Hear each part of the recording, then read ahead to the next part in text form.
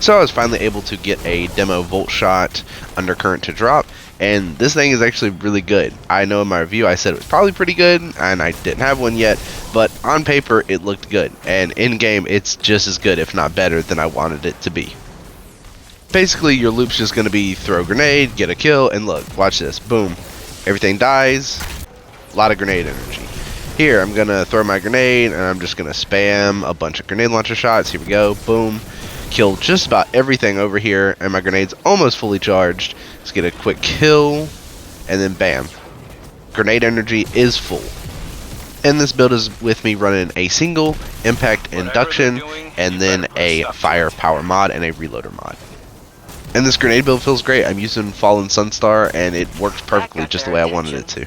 The build works exactly like wanted, and the loop is basically throw your grenade. If you hit something with your grenade, it's now jolted with Spark of Shock. You're going to kill that enemy with your grenade launcher, and if you have Spark of Discharge, Arc Weapon Final Blows are going to create an Ionic Trace. So now you're getting an Ionic Trace from killing the target that you hit with your Arc Weapon. You also have Electrostatic Mine, which is defeating a target with arc abilities, or a target that is jolted or blind creates an Ionic Trace. So there's 2 Ionic Traces for grenade energy. Not to mention Spark of Ions, defeating a jolted target creates an Ionic Trace. When you pick up an Ionic Trace, you're going to become amplified. And then while you're amplified, your Arc Special Weapon Final Blows create a blinding explosion. So it's just a whole lot of stuff happening at once, and basically all this requires you to do is to get a kill with your grenade launcher and keep spamming it. Throw grenades because you have demo to get your nades back. Your grenades are gonna jolt targets. Your grenade launcher, after you get a single kill, will be able to jolt targets. When you kill jolt targets, you're gonna be amplified. You're gonna be getting Ionic Traces. You're gonna be getting your grenade energy back with demo and with Ionic Traces, and it just allows you to have a lot of ability uptime. I will admit there is one thing bad about this build, and that's the fact that Volt Shot has such a short timer that it is active for. The good thing about Forbearance is literally you just get a kill, you have Ambitious, and you have it permanently, and you have Chain Reactions permanently.